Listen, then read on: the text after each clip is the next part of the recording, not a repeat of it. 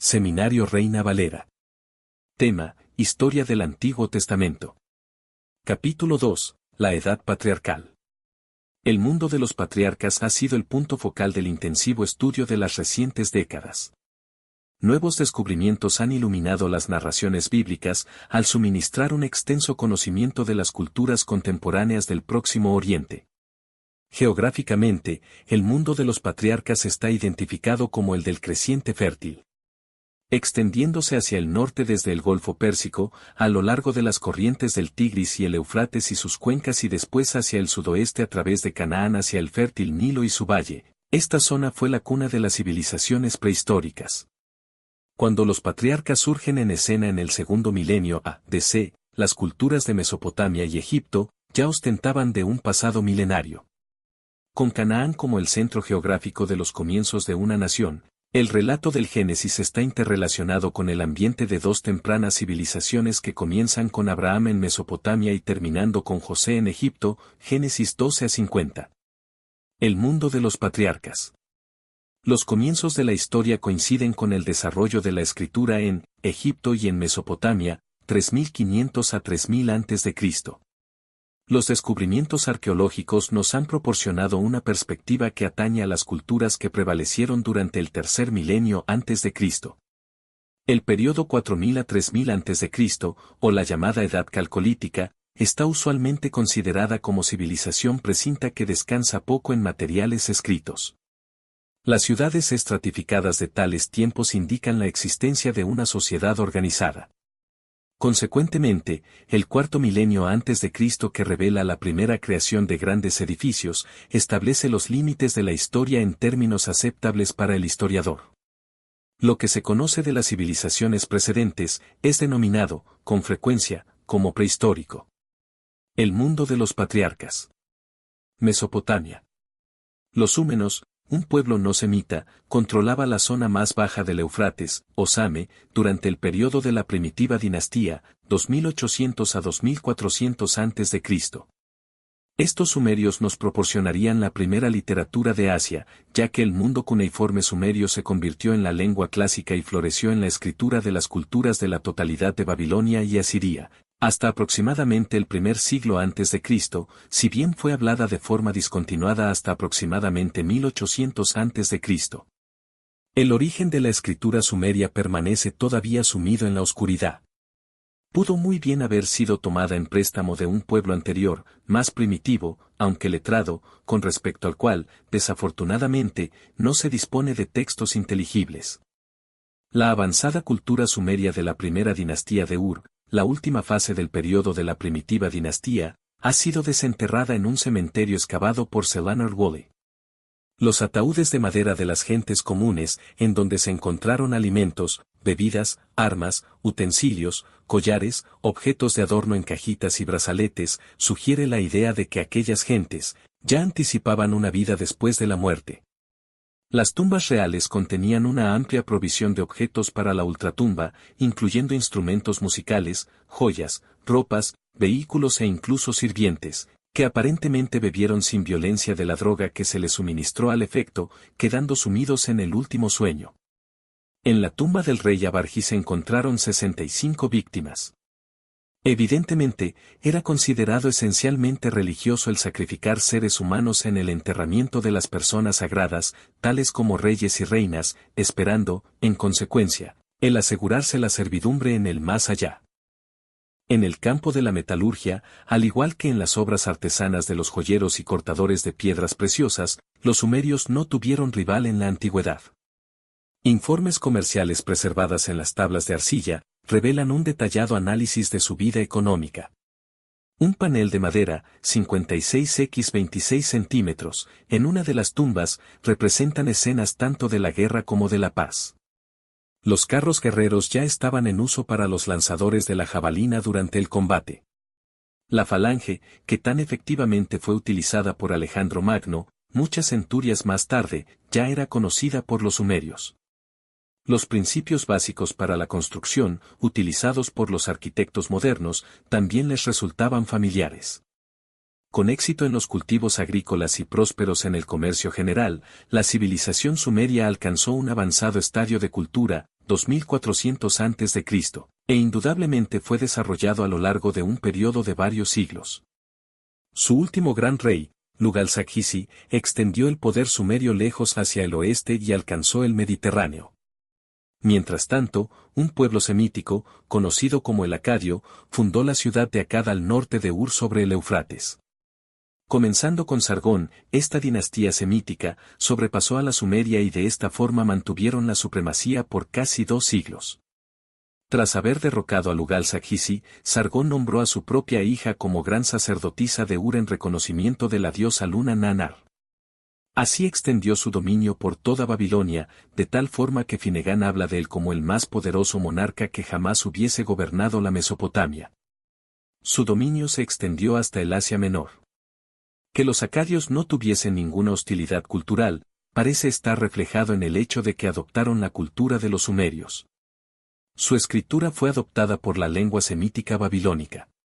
Tablillas descubiertas en Gasur, que más tarde fue conocida como Nuso en tiempo de los humanos, los orcos bíblicos, indican que este antiguo periodo acadio fue un tiempo de prosperidad, en el cual el plan de instalación fue utilizado comercialmente por toda la extensión del imperio. Un mapa de arcilla, entre lo extraído de las excavaciones, es el mapa más antiguo conocido por el hombre. Bajo la égida de Naram-Sin, el nieto de Sargón, el poder acadio alcanzó su punto culminante. Su estela de victorias puede admirarse en el Louvre de París. Contiene el testimonio de sus triunfales campañas en las montañas Agros. La supremacía de su gran reino semítico declinó bajo los gobernantes que le sucedieron. La invasión gutiana procedente del norte, ca. 2080 a.C., terminó con el poder de la dinastía acadia. Aunque se conoce poco de estos invasores caucásicos, estos ocuparon Babilonia por casi un siglo. Un gobernante en Erechensame acabó con el poder de los gutianos y preparó el camino para un resurgimiento de la cultura sumeria que llegó a su máximo esplendor bajo la tercera dinastía de Ur. El fundador de la dinastía, Ur-Nammu, erigió un gran sigurat en Ur. Ladrillo tras ladrillo, excavados de esta gran estructura, 61 por 46 mts. En la base y alcanzando una altura de 24 metros, tienen escrito el nombre del rey Ur-Nammu con el título de rey de Same y Akkad. Aquí, Nannar, el dios luna y su consorte Ningal, la diosa luna, fueron adorados durante la edad dorada de Ur. Tras un siglo de supremacía, esta dinastía neo-sumeria quedó colapsada y la tierra de Same revirtió al viejo sistema de las ciudades-estados. Esto permitió a los amoreos, o semitas occidentales, que se habían ido gradualmente infiltrando en Mesopotamia, una oportunidad para ganar ascendencia en la cuestión. Virtualmente toda la Mesopotamia fue pronto absorbida por los semitas. Sin-Bilin, cuya capital era Mari sobre el Éufrates, extendió su influencia, 1750 a.C., desde el curso medio del Éufrates en Canaán, como el gobernante del estado más importante. El magnífico palacio de Mari tuvo pronto casi 300 habitaciones construidas en una extensión de 15 acres de terreno. De los desperdicios, los arqueólogos han recobrado algo así como 20.000 tablillas cuneiformes. Estos documentos de arcilla que revelan los intereses políticos y comerciales de los gobernantes amoreos demuestran una eficiente administración de un imperio de altos vuelos. Sobre el 1700 a.C., Hammurabi, que había hecho desarrollar la pequeña ciudad de Babilonia en un gran centro comercial, estuvo en condiciones de conquistar Mari con sus extensos dominios. No solo dominó el Alto Eufrates, sino que también subyugó el reino de Sami-Adad-I, cuya capital estaba en Asur, sobre el río Tigris. Marduk, el rey dios de Babilonia, ganó una prominente posición en el reino. Lo más significativo de los logros de Hammurabi fue su código de la ley descubierto en 1901 en Susa, que había sido tomado por los elamitas cuando cayó el reinado de Hammurabi.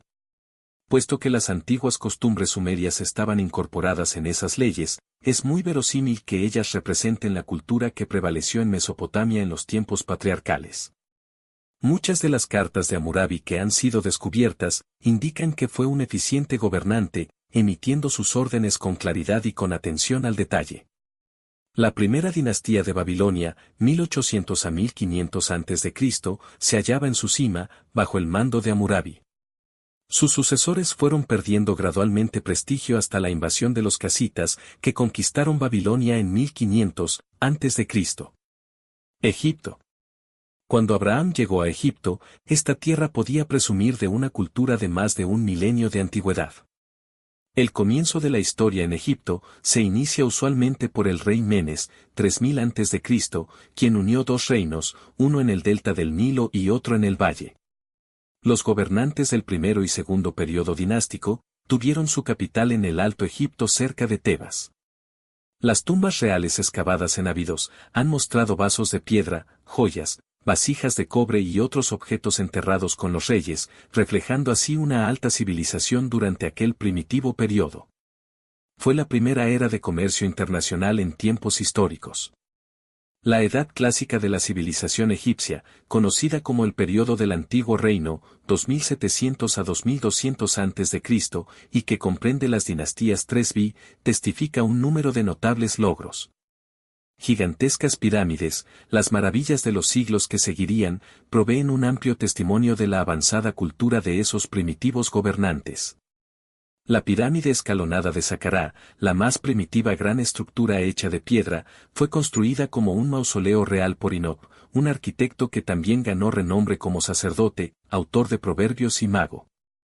La Gran Pirámide en Gizeh alcanza un techo de 147 metros por una base de casi 4 hectáreas de base. La gigantesca esfinge que representa al rey Kefren de la cuarta dinastía, es otra obra que no ha tenido par igual. Los textos de las pirámides inscritos durante la quinta y la sexta dinastía sobre los muros de las cámaras y salones indican que los egipcios en su adoración al sol se anticiparon a la posteridad. Los proverbios de Patotep, que sirvió como gran visir bajo un faraón de la quinta dinastía, son realmente notables por sus consejos prácticos. Las siguientes 5 dinastías que gobernaron a Egipto, 2200 a 2000 a.C., surgieron en un periodo de decadencia. Decreció el gobierno centralizado. La capital fue trasladada de Menfis a Heracleópolis. La literatura clásica de este periodo refleja un gobierno débil y cambiante. Hacia el fin de este periodo, la 11ª dinastía, bajo el agresivo Intefs y Mentuhoteps, se construyó un estado fuerte en Tebas. El Reino Medio, 2000 a 1780 a.C., marca la reaparición de un poderoso gobierno centralizado. Aunque nativa para Tebas, la dinastía 12ª estableció su capital cerca de Menfis. La riqueza de Egipto aumentó de valor por un proyecto de irrigación que abrió el fértil Fayum con su valle para la agricultura. Simultáneamente una enorme actividad en edificar grandes edificios se produjo en Karnak, cerca de Tebas y en otros lugares del país. Además de promover operaciones de minería para la extracción del cobre en la península del Sinaí, los gobernantes también construyeron un canal que conectaba el Mar Rojo con el Nilo. Esto les capacitó para mantener mejores relaciones comerciales con la costa somalí de África Oriental. Hacia el sur, Nubia fue anexionada hasta la tercera catarata del Nilo y allí se mantuvo una colina comercial fortificada. Los objetos egipcios encontrados por los arqueólogos en Siria, Palestina y en Creta, atestiguan las poderosas actividades comerciales de los egipcios en la esfera del Mediterráneo oriental. Mientras que el antiguo reino se recuerda por su originalidad y su genio en el arte, el Reino Medio hizo su contribución en la literatura clásica. Las escuelas de palacio entrenaban oficiales en leer y escribir durante el próspero reinado de los Amenemets y Senusers de la 12ª dinastía. Aunque la masa permanecía en la pobreza, resultaba posible para el individuo medio en aquella época de feudalismo entrar al servicio del gobierno por medio de la educación, entrenamiento y especial capacidad. Los textos de instrucción inscritos en los ataúdes de personas ajenas a la realeza indican que muchas personas entonces gozaban de la posibilidad de entrar en la otra vida. La historia de Sinué es el más fino ejemplo de la literatura procedente del antiguo egipcio destinado a entretener. The Song of Harper, el canto del arpista, es otra obra maestra del Reino Medio, enriquece a los hombres para que gocen de los placeres de la vida. 2 siglos de desintegración, declive e invasión, siguieron al Reino Medio, consecuentemente este periodo es bastante oscuro para el historiador. Las débiles dinastías 13 y 14 dieron paso a los Hicsos o pueblo amurito. Estos intrusos, que probablemente llegaron desde el Asia Menor, destruyeron a los egipcios por medio de carros guerreros tirados por caballos y del arco compuesto, ambas armas desconocidas para las tropas egipcias. Los hicsos establecieron a Baris en el delta como su capital. Sin embargo, los egipcios quedaron autorizados para mantener una especie de autoridad en Levas. Poco después de 1600 a.C., los gobernantes de Tebas se hicieron poderosos, lo bastante como para expulsar a aquel poder extraño y establecer la dinastía 18, introduciendo así el nuevo reino. Canaán. El nombre de Canaán se aplica a la tierra que existe entre Gaza en el sur y Hamat en el norte, a lo largo de la costa oriental del Mediterráneo, Génesis 10, 15-19. Los griegos, en su comercio con Canaán, durante el primer milenio antes de Cristo, se refieren a sus habitantes como fenicios, un nombre que probablemente tiene en origen en la palabra griega para designar la púrpura designando el color rojizo de un tinte textil desarrollado en Canaán. Ya en el siglo XV a.C. el nombre Canaán se aplicaba en general a la provincia egipcia en Siria o al menos a la costa fenicia, un centro de la industria de la púrpura. Consecuentemente, las palabras cananeo y fenicio tienen el mismo origen cultural geográfico e histórico. Más tarde, esta zona se conoció como Siria y Palestina. La designación palestina tiene su origen en el nombre filisteo. Con la emigración de Abraham hacia Canaán, esta tierra llegó a ser el punto focal de interés en el desarrollo histórico y geográfico de los tiempos de la Biblia. Estando estratégicamente localizado entre los dos grandes centros que acunaban las primitivas civilizaciones, Canaán sirvió como un puente natural que eslabonaba Egipto a la Mesopotamia. Consecuentemente, no es sorprendente encontrar una población mezclada en aquella tierra. Ciudades de Canaán, tales como Jericó, Dotán y otras, fueron ocupadas siglos antes de los tiempos patriarcales. Con el primer gran movimiento semítico, amoreo, en Mesopotamia, parece probable que los amoreos extendieron sus establecimientos hacia la Palestina. Durante el Reino Medio los egipcios avanzaron sus intereses políticos y comerciales hasta llegar a Siria por el norte. Mucho antes de 1500 a.C., el pueblo de Caftor quedó establecido sobre la llanura marítima.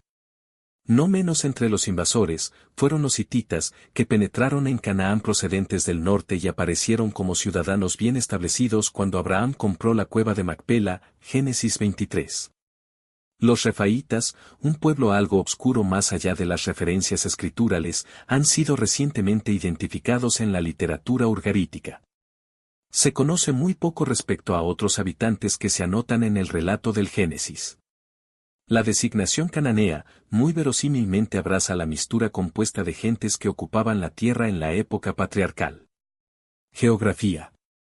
Extendiéndose en una longitud de 241 kilómetros desde Beerseba por el norte hacia Dan, Palestina tiene un área de 9,656 kilómetros cuadrados entre el mar Mediterráneo y el río Jordán.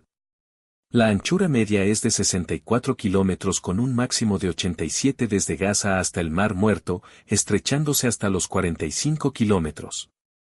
En el Mar de Galilea.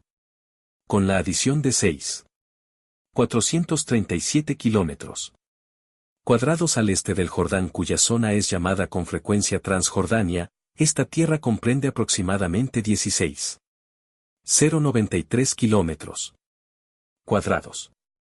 Además de tener una situación central y estratégica relativa a los centros de civilización y grandes naciones de los tiempos del Antiguo Testamento, Palestina tiene también una variada topográfica que tuvo un efecto significativo sobre el desarrollo histórico de los acontecimientos. Por causa de esa situación Palestina estuvo sujeta a los invasores y su neutralidad en manos del poder más fuerte. Los acontecimientos locales con frecuencia surgen de factores de topografía. Para un análisis de estas características físicas, Palestina puede ser dividida en 4 áreas principales: la llanura marítima, el país de las colmas, el valle del Jordán y la meseta oriental. La llanura marítima costera consiste en la zona costera del mar Mediterráneo. La línea de la costa es poco aprovechable para facilidades portuarias, consecuentemente el comercio, en su totalidad, era dirigido hacia Sidón y Tiro, en el norte. Incluso Gaza, que fue uno de los más grandes centros de comercio de la antigua Palestina y situada solo a 5 kilómetros Dado Mediterráneo, no tuvo tampoco facilidades portuarias. Esta rica tierra a lo largo de la costa puede fácilmente ser dividida en tres áreas: la llanura de Acó, o Acre, que se extiende al norte desde el pie de las colinas de Monte Carmelo por casi 32 kilómetros con una anchura que varía de 3 a 16 kilómetros. Al sur del Monte Carmelo, está la llanura de Sarán, de aproximadamente 80 kilómetros de longitud, alcanzando un máximo de anchura de 19 kilómetros. La llanura filistea comienza a 8 kilómetros al norte de Joppa, se alarga 113 kilómetros hacia el sur y se expande hacia unos 40 kilómetros de anchura en dirección a Beerseba. El país de las colinas, o la comarca montañosa, situada entre el Jordán y su valle y la llanura marítima, es la más importante sección de Palestina. Las tres zonas más importantes, Galilea, Samaria y Judea, tienen una elevación aproximada que varía desde 610 a 1,220 metros sobre el nivel del mar. Galilea se extiende al sur desde el río Orantes, inmediatamente al este de Fenicia y a la llanura de Acre. Está dotada de un suelo fértil, donde se cultivan las uvas, los olivos, las nueces y otras cosechas, al igual que algunas áreas de pastoreo. Uno de los valles más pintorescos y productivos para el cultivo de las tierras en Palestina separa las colinas de Galilea y Samaria. Conocido como el Valle de Jezreel, o Esdraelón, esta zona es vitalmente importante en su localización estratégica a través de los tiempos de la Biblia, igual que sucede hoy en nuestros días. Al sudeste del Monte Carmelo, esta fértil llanura se extiende aproximadamente por 64 km en longitud hacia Monte Mor, desde donde se divide en dos valles y continúa hasta el Jordán. En los tiempos del Antiguo Testamento, los hebreos distinguían entre las zonas oriental y occidental, conocidas respectivamente como los valles de Jezreel y Esdraelón. La ciudad de Jezreel, a unos 24 km del río Jordán, marcaba la entrada a este famoso valle. La sección occidental era también conocida por la llanura de Megido, puesto que el famoso paso entre montañas de Megido era de crucial importancia para los invasores. Desde la colina de Mor en el valle de Jezreel, esta fértil llanura puede verse con el Monte Carmelo en el oeste, Monte Tabor hacia el norte y Monte Gilboa hacia el sur. El centro geográfico de Palestina, la ciudad colina de Samaria, surge abruptamente, comenzando con Monte Gilboa y continúa al sur hacia Betel. Las quebradas colinas y valles de esta fértil elevación ofrecían un paraíso a los pastores, lo mismo que a los que trabajan la tierra en la agricultura. Siquelm, Dotán, Betel y otras poblaciones de esta zona eran frecuentadas por los patriarcas. Las tierras altas de Judea se extienden al sur desde Betel aproximadamente a 97 km. Hacia Beerseba con una elevación de unos 762 metros en Jerusalén, alcanzando un pico más elevado de casi 914 metros cerca de Hebrón. Comenzando en la vecindad de Beerseba, las colinas de Judea se extienden y desparraman en ondulentas llanuras en el gran desierto, con frecuencia mencionado, del Negev, o tierras del sur, con Cades Barnea marcando el extremo sur. Hacia el este de las colinas de Judea, está la gran extensión que se designa como el desierto de Judá. Hacia el oeste de este occidente geográfico está el Siquelm, conocido también por las tierras bajas. En esta área estratégicamente importante para la defensa y valiosa económicamente para los cultivos agrícolas estaban situadas las ciudades fortificadas de Laquis, Debir y Libna. El Valle del Jordán representa una de las más fascinantes zonas del mundo. Más allá, a unos 64 kilómetros hacia el norte del mar de Galilea, se cierne en la altura Monte Hermón con una altitud de 2,793 metros. Hacia el sur, el Valle del Jordán alcanza su punto más bajo en el Mar Muerto, a unos 389 metros por debajo del nivel del mar. 4 corrientes de agua, una procedente de la llanura occidental y 3 de Monte Hermón, se combinan para formar el río Jordán a unos 16 kilómetros, al norte del lago Ule. Desde el lago Ule, que estaba a unos 6 kilómetros de longitud y a 2 metros por encima del nivel del mar, el río Jordán desciende en un curso de 32 kilómetros a 209 metros por debajo del nivel del mar hacia el mar de Galilea. Esta masa líquida de aproximadamente 24 kilómetros de longitud, era también conocida como el mar de Cineret en tiempos del Antiguo Testamento. En una distancia de 97 kilómetros el Jordán, con una anchura media de 27 a 30 metros, zigzaguea hacia el sur en un curso de 322 metros hacia el Mar Muerto, cayendo 183 metros más por debajo del nivel marítimo. La zona del valle, que es actualmente un gran paso natural entre dos filas de montañas, es a veces conocida como Gor. Comenzando con una anchura de 6 kilómetros en el mar de Galilea, se abre hasta 11 kilómetros en Betzán, estrechándose hasta unos 3 kilómetros antes de expandirse a 23 kilómetros en Jericó, dentro de 8 kilómetros del Mar Muerto. En los tiempos bíblicos este lago llamado el Mar Salado puesto que sus aguas tienen un contenido de un 25% de sal. Muy verosímilmente el valle de Sidim en el extremo meridional de este marzo de 1974 kilómetros de longitud, era el lugar en que estaban ubicadas las ciudades de Sodoma y Gomorra en los días de Abraham. Al sur de Mar Muerto, se extiende la región desolada y desértica conocida por el Araba. En los 105 kilómetros de distancia hasta Petra, este desierto se eleva a 600 metros descendiendo después hasta el nivel del mar a 80 kilómetros de distancia en el Golfo de Acaba. La meseta oriental, o de Transjordania, puede generalmente ser dividida en 4 áreas principales: Basán, Galaad, Amón y Moab. Basán, con su rico suelo, se extiende al sur de Monte Hermón hacia el río Yarmuk en una anchura de 72 kilómetros y a una elevación de casi 610 metros por encima del nivel del mar. Bajo él, está el bien conocido territorio llamado Galaad, con su principal río, el Jabok. Extendiéndose al nordeste del Mar Muerto y hasta donde Jabok alcanza su máxima altura, está el territorio de Amón. Directamente al este del Mar Muerto y al sur del río Arnón, está Moab, cuyos dominios se extendieron mucho hacia el norte en varias ocasiones. El relato bíblico, Génesis 12 a 50. El actual consenso de los eruditos conceda a los patriarcas un lugar en la historia del creciente fértil en la primera mitad del segundo milenio a.C. La aserción de que el relato bíblico consiste en nada más que una leyenda fabricada, ha sido reemplazada por un respeto general para la calidad histórica del Génesis 12 a 50. En gran parte responsables para este revolucionario cambio, fue el descubrimiento y publicación de las tablillas Nusu, lo mismo que otras informaciones arqueológicas que se han dado a la luz pública desde 1925.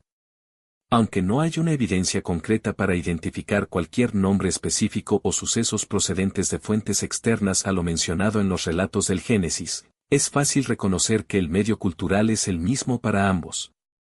La sola evidencia para la existencia de Abraham procede de la narrativa hebrea, pero muchos eruditos del Antiguo Testamento reconocen ahora su persona por el lugar que ocupa en los principios de la historia hebrea.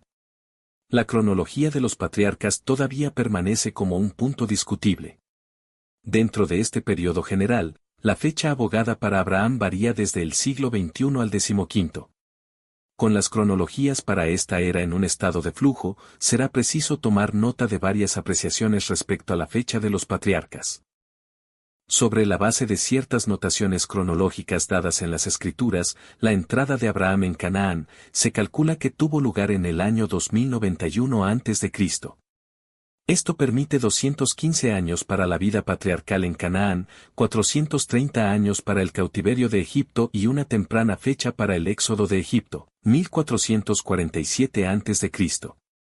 La correlación entre los acontecimientos seculares y bíblicos basados sobre esta cronología ha sido sujeta a nuevo ajuste en el cálculo. La teoría, identificando a Amrafel, Génesis 14, con Hammurabi, exige una reinterpretación de los datos bíblicos con la aceptación de una cronología babilónica más baja. Ontgorn sugiere una fecha más tardía. La edad patriarcal parece encajar mejor en el periodo aproximado de 2000 a 1750 a.C., de acuerdo con Kenneth Akechen. Resalta que los principales acontecimientos e historia externa tales como la densidad de la población, los nombres de los reyes orientales, ver Génesis 14, y el sistema de las alianzas mesopotámicas se comparan favorablemente con los nombres existentes en documentos mesopotámicos y egipcios de este periodo. Fue también durante ese tiempo en que el Negev fue ocupado temporalmente. Una fecha razonable para la emigración de Abraham a Canaán es a principios del siglo XIX a.C. A la vista de la cronología reajustada recientemente para el creciente fértil, esta fecha parece permitir una mejor correlación entre los sucesos bíblicos y los seculares. Esto igualaría la entrada de Jacob y José en Egipto con el periodo de los Ixos y llevar el tiempo de Abraham, Isaac y Jacob a una más cercana asociación con la era de Hammurabi y la cultura reflejada en el Nusu y en los documentos Mari. Los documentos Mari revelan la situación política en Mesopotamia alrededor de 1750 a 1700 a.C., mientras que las tablillas de Nusu reflejan las instituciones sociales entre los humanos, los horeos bíblicos, alrededor de 1500 a.C. Se conoce que algunas de esas costumbres probablemente prevalecieron en la cultura de la Mesopotamia del norte, ya por el año 2000 a.C. La presencia de una colonia hitita en los días de Abraham también apunta a una fecha después de 1900 a.C., Génesis 23. Aunque no se haya respuesta a ningún problema en la fecha del siglo XIX para Abraham, esta perspectiva parece tener lo más importante a su favor. Sobre la base de los personajes importantes de la narrativa de la edad patriarcal, puede convenientemente ser dividida como sigue: Abraham, Génesis 12, 1 a 25 horas y 18 minutos, Isaac y Jacob, Génesis 25 horas y 19 minutos a 36 horas y 43 minutos, José, Génesis 37, 1, 50, 26. Abraham, Génesis 12, 1 a 26 horas y 18 minutos. Mesopotamia, la tierra entre dos ríos, fue el hogar y la patria de Abraham, Génesis 12:6, 24:10, y Hechos 7:2. Situada sobre el río Balik, un tributario del río Eufrates, Harán constituyó el centro de cultura donde vivió con sus parientes. Los nombres de la parentela de Abraham, Taré, Nacor, Peleg, Serug y otros, están atestiguados en los documentos Mari y asirios como nombres de ciudades en esta zona. En obediencia al mandato de Dios, de dejar la tierra y parentesco, Abraham dejó Harán para establecerse con un nuevo hogar en la tierra de Canaán. Abraham había vivido en Ur de los Caldeos antes de llegar a Harán, Génesis 11, 28-31. La identificación más generalmente aceptada de Ur es la moderna Tel el Mukayar, que está situada a 14 km. Al oeste de Nasirille, sobre el río Eufrates al sur de Irak. Se han dado algunas consideraciones a las notaciones geográficas modernas en los tiempos de Abraham a una ciudad llamada Ur, ubicada al norte de la Mesopotamia. El lugar meridional de Ur, Uri, fue excavado en 1922 a 34, conjuntamente por el Museo Británico y el Museo de la Universidad de Filadelfia, bajo la dirección de Sir Leonard Woolley. Trazó la historia de Ur desde el cuarto milenio a.C. hasta el año 3000 a.C. cuando esta ciudad fue abandonada. En este lugar fueron encontradas las ruinas del Sigurat que había sido construido por el próspero rey sumerio Ur-Nammu, quien gobernó por poco tiempo antes del 2000 a.C. Esta ciudad continuó siendo la gran capital de la tercera dinastía de Ur. La diosa luna Nanar que fue adorada en Ur fue también la principal deidad en Harán. La vida de Abraham conduce por sí misma a una variedad de tratamientos. Geográficamente se pueden trazar sus movimientos comenzando con la ciudad altamente civilizada de Harán. Dejando a sus parientes, aunque acompañado por Lot, su sobrino, viajó cosa de 647 km, hacia la tierra de Canaán, donde se detuvo en Siquelm aproximadamente a 48 km. Al norte de Jerusalén. Además de una excursión a Egipto obligado por el hambre, Abraham se detuvo en lugares también conocidos como Betel, Hebrón, Gerar y Berseba. Sodoma y Gomorra, las ciudades de la llanura hacia las cuales emigró Lot, estaban directamente esparcidas al este del país del sur o Negev, donde se estableció Abraham. Frecuentes referencias indican que Abraham fue un hombre de considerable riqueza y prestigio. Lejos de ser un nómada errabundo en el sentido beduino, Abraham disponía de intereses mercantiles. Aunque la valoración de sus posesiones está modestamente resumida y expresada en una sencilla declaración todas las cosas que habían reunido y las almas que habían conseguido en Harán, 12:5, es muy verosímil que esta riqueza suya estuviese representada por una gran caravana cuando emigró a Palestina. Una fuerza de 318 sirvientes utilizada para libertar a Lot, 14:14, y una caravana de 10 camellos, 24:10, no significa sino una indicación de los recursos con que contaba Abraham. Los sirvientes estaban acumulados por compra, donación y nacimiento, 16:1, 17:23, 20:14. Sus rebaños y manadas de ganado en constante crecimiento, la plata y el oro, y los sirvientes para cuidar tan extensas posesiones, indican que Abraham fue un hombre de grandes medios. Los caudillos palestinos reconocieron a Abraham como a un príncipe con quien podían hacer alianzas y concluir tratados, Génesis 14:13, 21:22, 23:6. Desde el punto de vista de las instituciones sociales, el relato del Génesis de Abraham resulta un estudio fascinante. Los planes de Abraham para hacer de Eliezer heredero de sus posesiones, puesto que no tuvo un hijo, Génesis 15:2, reflejan las leyes de Nusu, que determinaban que una pareja sin hijos podía adoptar como hijo a un sirviente fiel, que pudiera ostentar derechos legales y quien podía ser recompensado con la herencia, como pago por sus cuidados constantes y el entierro en caso de fallecimiento. Las costumbres maritales de Nusu, lo mismo que el código de Hammurabi, proveían que, si la esposa de un hombre casado no tenía hijos, el hijo de una criada podía ser reconocido como legítimo heredero. La relación de Agar con Abraham y Sara es algo típico de las costumbres que prevalecían en Mesopotamia. La preocupación de Abraham por el bienestar de Agar puede también ser explicada por el hecho de que legalmente una criada que pariese un hijo no podía ser vendida para la esclavitud. Un estudio devocional de Abraham puede resultar altamente provechoso. La promesa sextuple hecha al patriarca tiene un gran alcance en las implicaciones de la historia. La promesa de Dios de hacer con él una gran nación se realiza subsiguientemente en los acontecimientos del Antiguo Testamento.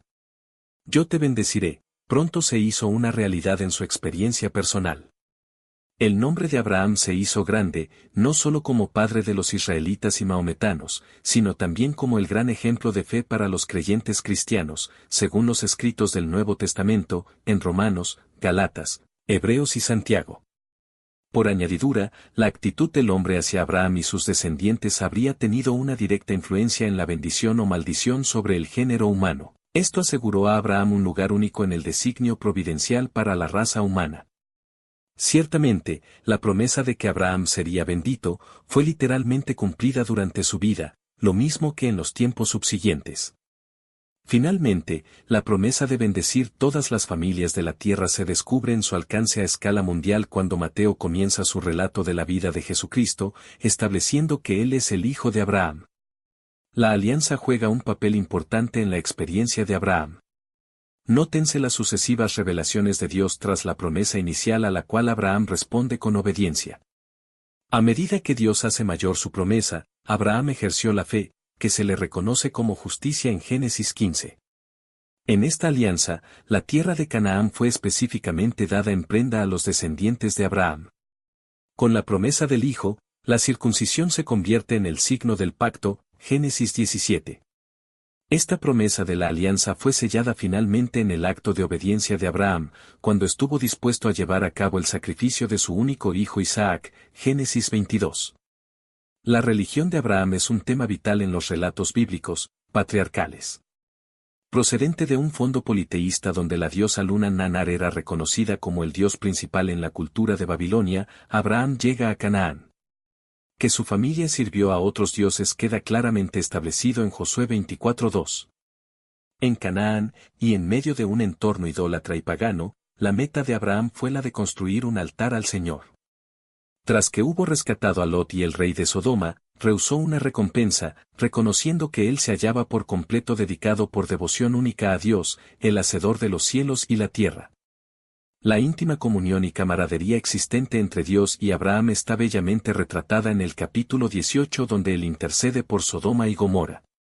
Tal vez es sobre la base de Is, 41, 8 y Santiago 2:23 que la Septuaginta insertó las palabras mi amigo en 18:17.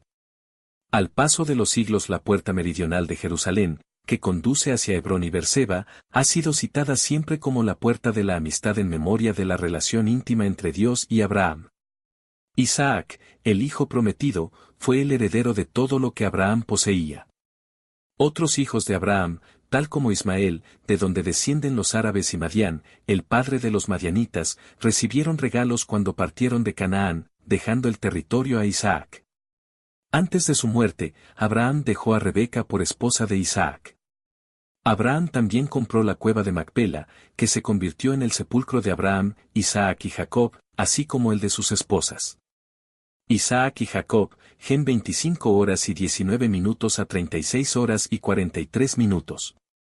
El carácter de Isaac, según se describe en el Génesis, está en cierta forma obscurecido por los acontecimientos de la vida tanto del padre como del hijo. Con el anuncio de la muerte de Abraham, el lector queda inmediatamente presentado a Jacob, quien emerge como el eslabón de la sucesión patriarcal. Puede ser que muchas de las experiencias de Isaac fuesen similares a las de Abraham, por lo que haya poco que narrar al respecto.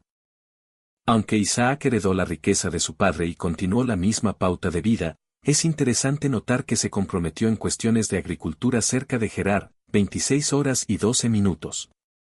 Abraham en cierta ocasión se había detenido en Gerar, en territorio filisteo, pero pasó mucho tiempo en los alrededores de Hebrón. Cuando Isaac comenzó a cultivar la tierra, obtuvo cosechas que le proporcionaron el 100 por 1. Aquel éxito tan poco corriente en las labores del campo, excitó la envidia de los filisteos de Gerar de forma que Isaac tuvo que desplazarse, por considerarlo necesario, hacia Beerseba con objeto de mantener relaciones pacíficas. La presencia de los filisteos en Canaán durante los tiempos patriarcales ha sido considerada un anacronismo. El establecimiento captoriano en Canaán alrededor de 1200 a.C. representó una migración tardía del pueblo del mar que previamente se había establecido en otras ocasiones durante un largo periodo de tiempo. Los filisteos se habían establecido en pequeños grupos mucho antes de 1500 a.C. Con el tiempo se mezclaron con otros habitantes de Canaán, pero el nombre de Palestina, Filistia, continúa llevando el testimonio de su presencia en Canaán. La cerámica captoriana por todo el sur y la parte central de Palestina, al igual que las referencias literarias, testifican la superioridad de los filisteos en las artes y habilidades manuales. En los días de Saúl monopolizaron los trabajos metalúrgicos en Palestina.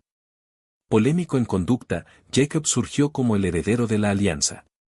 De acuerdo con las costumbres de Nusu, negoció con Esaú para asegurarse la herencia y sus derechos. Su capacidad de negociador se hace pronto aparente en su adquisición de los derechos de primogenitura por el escaso precio de un plato de lentejas. El irreal sentido de Esaú del valor de las cosas, pudo haber sido a la fatiga temporal y al agotamiento de una expedición de caza que no tuvo ninguna recompensa. Por añadidura, Jacob ganó la bendición en el lecho de muerte valiéndose de algún truco y la decepción, instigado por Rebeca, su madre. El significado de esta adquisición se comprende mejor por comparación con las leyes contemporáneas que hacían tales bendiciones orales legalmente valederas. Es de notar, sin embargo, el hecho de que el relato bíblico recargue el énfasis del lugar que ocupa la jefatura familiar por encima de las bendiciones materiales. Temiendo el probable matrimonio de Jacob con mujeres hititas lo mismo que la venganza de Esaú, Rebeca concibió e instrumentó un plan para enviar a su hijo favorito a Padán Aram. De camino, Jacob responde a un sueño en Betel con una promesa condicional para servir a Dios y una tentativa de dar el diezmo de sus rentas. Habiendo recibido una cordial acogida en su hogar ancestral, Jacob entra en un acuerdo con Labán, hermano de Rebeca. De acuerdo con las costumbres de Nusu, esto podía haber sido más que una simple labor de contrato para el matrimonio. Aparentemente, Labán no tenía un hijo en aquella época, por lo que Jacob fue constituido como heredero legal. Típico de los tiempos, fue el regalo de Labán de una criada a cada una de sus hijas, Raquel y Lea. La esposa de Labán dio a luz más tarde otros hijos, por lo que Jacob dejó de ser el heredero principal. Aquel giro de los asuntos no fue del agrado de Jacob, deseó marcharse, pero fue disuadido por un nuevo contrato que le abría la posibilidad de obtener riqueza mediante los rebaños de Labán. En el transcurso del tiempo, Jacob llegó a ser tan próspero, a pesar del reajuste del contrato de Labán, que la relación existente entre el padre y el yerno se alteró. Alentado por Dios para volver a la tierra de sus padres, Jacob reunió todas sus posesiones y partió en el momento oportuno cuando Labán se hallaba ausente en un negocio de ganado. 3 días más tarde Labán se enteró de la marcha de Jacob y envió en su busca. Tras 7 días le dio alcance en las colinas de Galaad. Labán estaba grandemente perturbado por la desaparición de sus dioses lares. El terafín, que Raquel había escondido con éxito mientras Labán buscaba las posesiones de Jacob, pudo haber sido más legal que de significación religiosa para Labán. De acuerdo con la ley Nusu, un yerno que tuviese en su poder los dioses lares podía reclamar la herencia de la familia ante un tribunal. De esa forma Raquel intentaba obtener cierta ventaja de su marido, al robarle los ídolos. Pero Labán había anulado cualquier beneficio de esa índole por un convenio con Jacob antes de que se separasen. Continuando hacia Canaán, Jacob anticipó el terrible encuentro con Esaú. El temor le venció aunque en toda crisis del pasado había terminado con ventaja para él. A punto de no volver, Jacob se encaró en una crucial experiencia, 32:1-32. Dividiendo todas sus posesiones en el río Jacob, en preparación para el encuentro con Esaú, se volvió hacia Dios en oración. Reconoció humildemente que era inmerecedor de todas las bendiciones que Dios le había otorgado. Pero de cara al peligro, suplicó por su liberación. Durante la soledad de la noche, luchó a brazo partido con un hombre. En esta extraña experiencia, en la cual reconoció un encuentro divino, su nombre fue cambiado por el de Israel en lugar de seguir llamándose Jacob. Después de eso, Jacob no fue el impostor, en su lugar estuvo sujeto a la decepción y a los sufrimientos por sus propios hijos. Cuando llegó Esaú, Jacob se postró 7 veces, otra vieja costumbre mencionada en los documentos ugarísticos y de Amarná, y recibió la seguridad del perdón por su hermano. Declinando cortésmente la generosa ayuda ofrecida por Esaú, Jacob continuó lentamente hacia Sucot mientras que Esaú volvió a Seir. En ruta hacia el Hebrón, Jacob acampó en Siquelm, Betel y Belén. Aunque adquirió algunas tierras en Siquelm, el escándalo y la perfidia de Leví y Simeón le hicieron imposible el continuar viviendo en aquella región, 34:1-31. Este incidente, lo mismo que el ofensivo de Rubén, 35 horas y 22 minutos, tuvo que ver con la bendición de Jacob por sus hijos, 49. Cuando recibió instrucciones de Dios para trasladarse a Betel, Jacob preparó para su vuelta a aquel lugar sagrado al suprimir la idolatría de su hogar. En Betel erigió un altar. Allí, Dios renovó la alianza con la seguridad de que no solo una nación, sino un grupo de naciones y reyes surgirían de Israel, 35:9-15. Mientras viajaban hacia el sur, Raquel murió al dar a luz a Benjamín. Fue enterrada en la vecindad de Belén en un lugar llamado Efrata. Siguiendo su viaje con sus hijos y posesiones, Jacob llegó finalmente a Hebrón, el hogar de su padre Isaac. Cuando murió Isaac, Esaú volvió desde Seir para reunirse con Jacob en el entierro de su padre. Los edomitas, aparentemente, contaban con una ilustrativa historia. Poco es lo conocido respecto a ellos, más allá del relato somero relatado en Génesis 36:1-43, lo que indica que tenían diversos reyes incluso antes de que cualquier rey reinase en Israel. En este aspecto, la narrativa del Génesis dispone de líneas colaterales antes de resumir el relato patriarcal. En una de las más dramáticas narraciones de la literatura mundial, las experiencias de José entreteja la vida patriarcal en Egipto. Mientras que los contactos anteriores habían sido primariamente con el ambiente de Mesopotamia, la transición a Egipto resultó en una mezcla de costumbres consecuencia de aquellas dos formas tan adelantadas de civilización.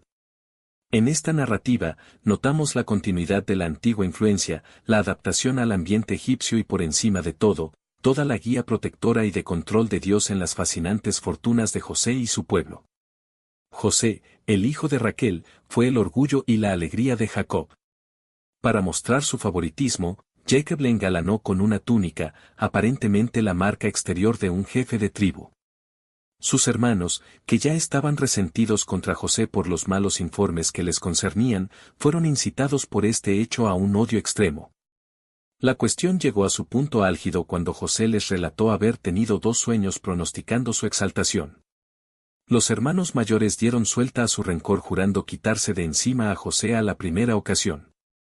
Enviado por su padre a Siquelm, José no pudo encontrar a sus hermanos hasta que llegó a Dotán, aproximadamente a 130 km al norte de Hebrón. Tras someterle al ridículo y al abuso, los hermanos le vendieron a los mercaderes madianitas e ismaelitas, quienes en consecuencia, dispusieron de él como de un esclavo para Potifar en Egipto. Al mostrársele ensangrentado la capa que vestía José, Jacob lloró y se enlutó por la pérdida de su hijo favorito en la creencia de que había sido muerto por las bestias salvajes. 37, 1, 36. El lector queda en suspenso por el bienestar de José con el episodio de Judá y Tamar. 38, 1, 30. Este relato tiene significación histórica, por lo que suministra en pasado genealógico de la línea davídica, Génesis 38 horas y 29 minutos, Ruth 4, 18-22, Mateo 1-1. Además de esto, a despecho de la conducta poco ejemplar de Judá, la práctica del levirato es mantenida en el matrimonio. La demanda de Judá de que Tamar fuese quemada por el delito de prostitución, puede reflejar una costumbre llevada a Canaán por los indoeuropeos, tales como los hititas y los filisteos. Las fuentes ugaríticas y mesopotámicas atestiguan el uso de 3 artículos para significar la identificación personal. Tamar estableció la culpabilidad de Judá por su impregnación al utilizar su sello, su cinturón y el báculo como prueba. Puesto que la ley hitía permitía a un padre hacer cumplir las obligaciones del levirato al casar a una nuera viuda, Tamar no fue sometida al castigo bajo la ley local por su estratagema en embrollar el plan de Judas al ignorar sus derechos de matrimonio. En la legislación mosaica, la estipulación fue hecha para el matrimonio del levirato, Deuteronomio 25. El establecimiento de las experiencias de José en la tierra del Nilo, han quedado mostradas como auténticas en muchos detalles, 39-50. Los nombres egipcios y títulos ocurrieron, como podía esperarse. Potifar es designado como capitán de la guardia o jefe de los ejecutores, que era usado como el título que se daba a la guardia personal del rey. Asenat, nombre egipcio, la hija de un sacerdote de On, Heliópolis, se convirtió en la esposa de José. Oficiales importantes de la corte egipcia están apropiadamente identificados como jefe de mayordomos y jefe de los panaderos. Las costumbres egipcias están asimismo reflejadas. Siendo José un semita, llevaba barba, pero para su presencia ante el faraón, tuvo que ser afeitado de conformidad con las formas egipcias. La fina ropa de lino, el collar de oro y el anillo con el sello adornaron a José en la típica forma egipcia cuando asumió el mando administrativo bajo la divina autoridad del faraón. Abrech, probablemente una palabra egipcia que significa tomar nota, es la orden para todos los egipcios al producirse el nombramiento de José, Génesis 41 horas y 43 minutos. El embalsamiento de Jacob y la momificación de José también seguían las normas egipcias del cuidado propio de los fallecidos. Son también de gran valor los paralelos en la vida de José y en la literatura egipcia. La transición de José desde ser un esclavo a convertirse en un gobernante tiene un gran parecido con el clásico egipcio, el campesino elocuente. Los 7 años de abundancia, en los sueños del faraón, comportan igualmente una gran similitud con una vieja tradición egipcia. A todo lo largo de esos años de adversidad, sufrimientos y éxito, la relación humano-divina es claramente aparente. Tentado por la esposa de Potifar, José no cedió. No quería pecar contra Dios, Génesis 39, 9. En prisión, José confesó francamente que la interpretación de los sueños solo correspondía a Dios, 48. Cuando apareció frente al faraón, José reconoció que Dios se valía de los sueños para revelar el futuro, 41, 25-36. Incluso en el hecho de ponerle nombre a su hijo, Manases, José reconoció a Dios como la fuente de su promoción y el alivio de los dolores, 41 horas y 51 minutos. También tomó a Dios en consideración en su interpretación de la historia, al revelar su identidad a sus hermanos, humildemente dio crédito a Dios por llevarle a él a Egipto. No dijo de ningún modo que ellos le habían vendido como esclavo, 41, 4-15. Después de la muerte de Jacob, José les volvió a dar la seguridad una vez más de que no buscaría venganza alguna. Dios había ordenado los eventos de la historia por el bien de todos, 50, 15-21. La magnificación hecha de Dios por José a través de muchas vicisitudes, fue recompensada por su propia elevación. En la casa de Potifar, fue tan fiel y tan notable y eficiente que fue elevado a la categoría de superintendente. Metido en prisión por falsas acusaciones, José pronto fue considerado con responsabilidades de supervisión que utilizó sabiamente para ayudar a sus compañeros de encarcelamiento. A través del mayordomo, quien por 2 años falló en recordar su ayuda, José fue llevado súbitamente a la presencia del faraón para interpretar los sueños del rey. Fue ciertamente un momento oportuno. El gobernante de Egipto tenía la necesidad de contar con un hombre como José, que probó su valía. Como jefe administrador, no solamente guió a Egipto a través de los años cruciales de la abundancia y del hambre, sino que fue el instrumento adecuado para salvar a su propia familia. La posición de José y su prestigio hicieron posible el distribuir la tierra de Gosén a los israelitas cuando emigraron a Egipto. Aquello fue de una enorme ventaja para ellos, a causa de sus intereses como pastores. Las bendiciones de Jacob forman una conclusión que encaja en la edad patriarcal del relato del Génesis. En su lecho de muerte, pronunció su última voluntad y su testamento. Aunque se hallaba en Egipto, sus bendiciones reflejan la costumbre de la Mesopotamia, el hogar original, donde los pronunciamientos orales eran reconocidos como fiel testimonio de fe ante un tribunal. Manteniendo las promesas divinas hechas a los patriarcas, las bendiciones de Jacob, dadas en forma poética, tuvieron una significación profética. Habla el Antiguo Testamento por Samuel J. Schultz. Suscríbete.